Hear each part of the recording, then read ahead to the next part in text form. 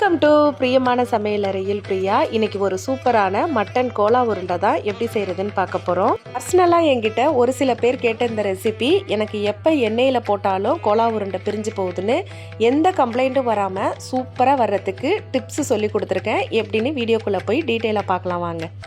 இதை செய்கிறதுக்கு ஃபஸ்ட்டு ஒரு கடாயில் கொஞ்சமாக எண்ணெய் விட்டு பட்டை, ஒரு 3 கிராம்பு, ஏலக்காய், அடுத்தது பிரிஞ்சி லீஃப், பே லீஃப் இதெல்லாம் சேர்த்து ஃபஸ்ட்டு எண்ணெயில் பொரிய விட்டுறலாம். அடுத்தது ஒரு 3 துண்டு அளவுக்கு இஞ்சி சேர்த்துருக்கேன், கொஞ்சமாக பூண்டு, அடுத்தது சின்ன வெங்காயம். இது எல்லாத்தையும் எண்ணெயில் நல்லா வதக்கினதுக்கு பிறகு கொஞ்சமாக சீரகம், மிளகு, சோம்பு இதையும் எண்ணெயில் நல்லா பொரிய விட்டுறலாம். அடுத்தது கொஞ்சமாக கருவேப்பிலை, ஒரு காஞ்ச மிளகாய். அதாவது இந்த காஞ்ச மிளகாயோட காரமே போதுமானது கிடையாது. நம்ம இது மசாலாவுக்கு மட்டும்தான் சேர்க்குறோம், நம்ம மிளகாய் தூள் தனியாக சேர்ப்போம். அடுத்தது மல்லிக்கீரை, கொஞ்சமாக தேங்காய் துருவல் சேர்த்துக்கோங்க. அதிகமாக சேர்க்க வேணாம், அதிகமாக சேர்த்தா பிரியறதுக்கு வாய்ப்பு இருக்குது. கொஞ்சமாக சேர்த்து இது எல்லாத்தையும் ஃபஸ்ட்டு நல்லா வதக்கிடலாம். இந்த மாதிரி வதங்கினதுக்கு பிறகு இதை எடுத்து தனியாக வச்சுட்டு அடுத்தது நம்ம மட்டன் சேர்த்துக்கலாம். மட்டன் பார்த்துடலாம். ஒரு 1/4 கிலோ அளவுக்கு மட்டனில் போன்லெஸ் எடுத்துக்கலாம். இதில் கொஞ்சோண்டு மஞ்சத்தூள், மிளகாய்த்தூள், மல்லித்தூள் இது 3 சேர்த்து நல்லா இந்த தண்ணி சுடுற அளவுக்கு கொஞ்சம் நேரத்துக்கு இதை நல்லா வேக விட்டுறலாம். இதுலேயே இந்த மட்டன் நல்லா வெந்துடும். நாம் இதில் தண்ணியெல்லாம் சேர்க்கல, மட்டன்லேருந்து வந்த தண்ணி தான்.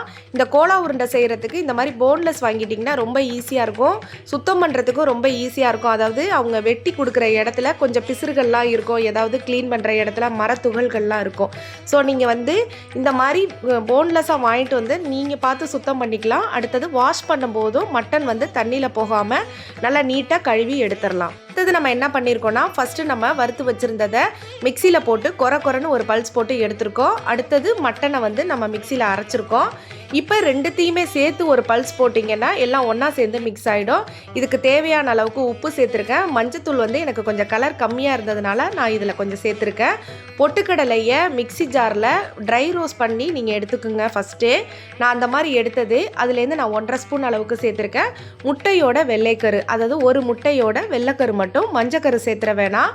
மஞ்சக்கரு சேர்த்திங்கன்னா கோலா உருண்டை பொங்கி வரும்.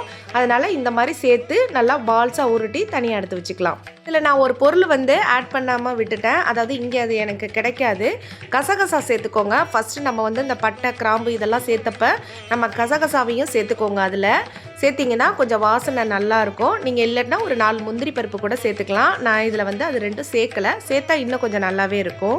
இதில் டிப்ஸுன்னு பார்த்தீங்கன்னா, கோலா உருண்டை பிரியாமல் வரணும்னா ஒரு சில விஷயங்களை நம்ம ஃபாலோ பண்ணோம்னாலே ரொம்ப பர்ஃபெக்டாக வரும். அதில் நான் ஒன்று ஒன்றா சொல்கிறேன். நம்ம பெரிய வெங்காயத்தை நிறைய பேர் கட் பண்ணிவிட்டு இதில் சேர்ப்பாங்க. அப்போ பெரிய வெங்காயத்தை சின்ன சின்ன பீசஸாக இருக்கிறது எல்லாமே ஒன்று ஒன்றா பிரியும் போது கோலா உருண்டையும் சேர்த்து பிரிய ஆரம்பிச்சிடும். ஸோ நம்ம அரைச்சிட்டு சேர்த்திருக்கோம், அதாவது வதக்கிட்டு அரைச்சிட்டு சேர்த்துருக்கோம். அந்த மாதிரி சேர்த்திங்கன்னா பிரியவே பிரியாது. அடுத்தது தேங்காய் துருவல் சேர்த்தோம். நான் சொன்ன அளவில் ஒரு 3 ஸ்பூன் 5 ஸ்பூன் அளவுக்கு சேர்த்துக்கோங்க. 1 கிலோ அளவுக்கு மட்டன்னா நம்ம ஒரு 1/4 மூடி அளவுக்கு தேங்காய் துருவல் சேர்த்துக்கலாம். நீங்கள் 1/4 கிலோ மட்டனுக்கு 1/4 மூடி அளவுக்கு தேங்காய் துருவல் சேர்த்திங்கன்னா கண்டிப்பாக பிரியும். கொஞ்சமாக தேங்காய் துருவல் சேர்த்துக்குங்க. அடுத்தது பார்த்தீங்கன்னா முட்டையோட வெள்ளைக்கரு கண்டிப்பாக சேர்த்துக்கோங்க, ஒரு பைண்டிங் கொடுத்து பிரியாமல் அழகாக வரும். அடுத்தது பொட்டுக்கடலையை நம்ம ரோஸ்ட் பண்ணிவிட்டு அதையும் சேர்த்தோம், இதுவும் ரொம்ப சூப்பராக வரும். இந்த டிப்ஸை மட்டும் ஃபாலோ பண்ணினீங்கன்னா எக்காரணத்தை கொண்டு கோலா உருண்டை நமக்கு பிரியவே பிரியாது. இப்போ நான் உடச்சி காட்டுறேன் எவ்வளோ அழகாக பர்ஃபெக்டாக சூப்பராக வந்திருக்குன்னு பாருங்கள். ரொம்ப சூப்பரான இந்த கோலா உருண்டையை நீங்களும் கண்டிப்பாக ட்ரை பண்ணி பாருங்கள். இந்த மாதிரி ரெசிபீஸ்லாம் வேணும்னா தொடர்ந்து பிரியமான சமையலறையை ஃபாலோ பண்ணிகிட்டே வாங்க, சப்ஸ்கிரைப் பண்ணிவிட்டு பாருங்கள்.